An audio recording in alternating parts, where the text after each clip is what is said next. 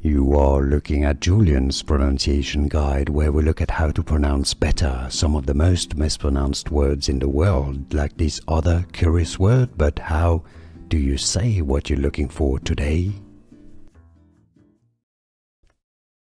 How do you say this word from French? Let's hear it how it's said in France and then how you can easily say it in English. Étoupe. Étoupe is how it's said in French. Étoupe. I believe it's a type of fiber. In English you can say it as étoupe. Étoupe. Étoupe. You got it.